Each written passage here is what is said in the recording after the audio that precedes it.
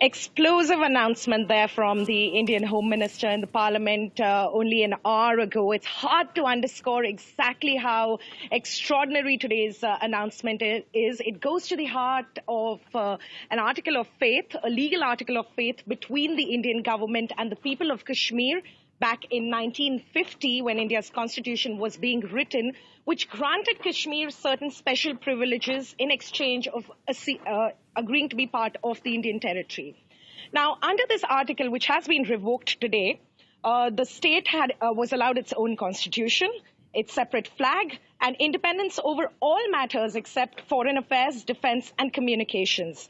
But most crucially, this article allowed Kashmir to define the state's permanent residents, and only these permanent residents had certain special privileges. For example, in Kashmir, only people who have permanent residency can buy property. Now, the removal of this article means pretty much anyone from anywhere in India could go into Kashmir, buy property, and become residents. Now, why is that important? Kashmir is the only Muslim majority state in the country. With the removal of this article, as many members in the opposition are pointing out today in Parliament and elsewhere, this gives the government room to entirely change the demographics of a state that has been controversial for so many years, like you mentioned, the insurgencies and things like that.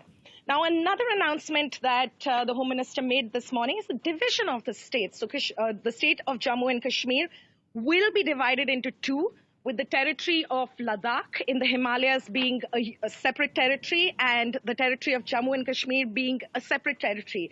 Now, none of these two territories will have full statehood. A union territory means that they will be governed directly by the central government presided over currently by Prime Minister Modi. So really, explosive announcement. We saw raucous scenes in the parliament, which are continuing even as we speak.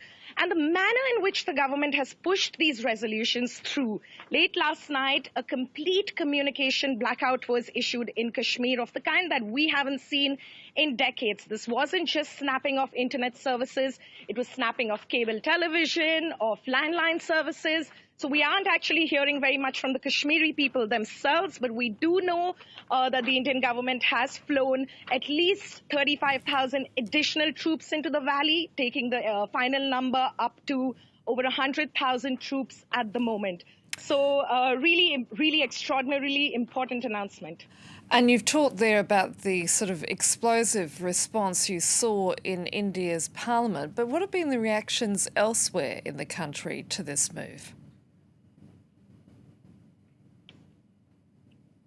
Well, like I said, we've heard from all over the country except for Kashmir itself. We really don't know how the Kashmiri people themselves are reacting to this. There's a special order in place which bans assembly of a group of people on the streets of Kashmir right now. But we have heard from two of the most important political representatives in Kashmir. They've managed to communicate the last two chief ministers.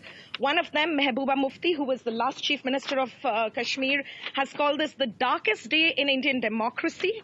Omar Abdullah, who was the chief minister before her, has said that the government is resorting to stealth and deceit. He's called it a total betrayal of the Indian government because representatives in Kashmir were told only 10 days ago by the representative of the Indian government there, the lieutenant governor, that they had no plans to remove this article.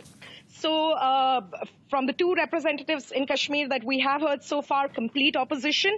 But surprisingly, within the opposition in parliament, there are many parties who are supporting the government. Of course, the main opposition party, which is the Congress, continues to stand in opposition.